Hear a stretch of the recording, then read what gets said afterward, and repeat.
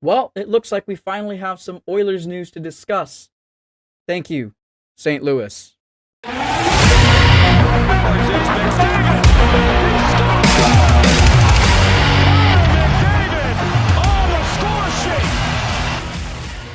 Welcome in, everyone. My name is Sam, and this is another episode of the Rush Hockey Podcast. Finally, we have some more Oilers news to discuss during this offseason as two critical key free agents, restricted free agents we needed to sign, Philip Broberg and Dylan Holloway.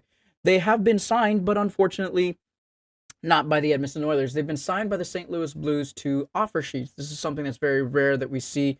The last time this offer sheet happened was, I believe, Kotkaniemi was signed by Carolina for an offer sheet. So it's been a very rare thing to happen, but it puts the Oilers in a very particular situation.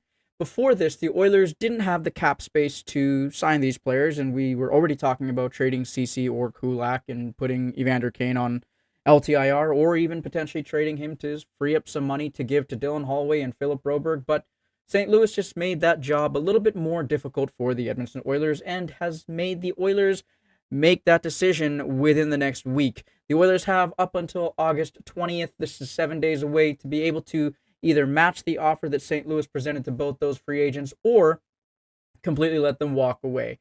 Now, Philip Broberg signed both these contracts, I should say, is 2 years, but Philip Broberg's contract, 2 years, averaging about $4.9 million per year. I believe it's 4.6 to 4.9 range. And Dylan Holloway, another 2-year contract, but he's going to be paid average salary of 2.9. So if we do the math, we're looking roughly at around maybe $6 to $7 million if I'm doing the math correctly. 4.8, 4.9, let's round that up to 5, and the 2.9, let's just go ahead and round that up to 3. So potentially anywhere in the range of $7.5 to $8 million per year that we're going to have to be paying for these two players for the next 2 years. This makes it very difficult because the Oilers have to find a way to move that money. Now, Cody Ceci is making around $3.5 million for him to move out, which would work out. And Kane is making about $4.5 million, and potentially putting him on LTI or moving him out could be the option for the Edmonton Oilers. Now, Stan Bowman has gotten reviews on both ends of the spectrum of whether he should be a GM or not, and I'm very indifferent about him, and I'm wanting to give him an opportunity and a chance to succeed. But this is going to be critical because Philip Broberg is a top 4 defenseman. We've seen that in the playoffs, and we're pretty sure we're going to see that this season. Dylan Holloway, exceptionally talented forward. I believe we're going to see a lot of that this season. Question is, do we move just CC and put Kane on the LTIR, or now do we have to potentially move both those contracts completely out and maybe even move a Kulak contract?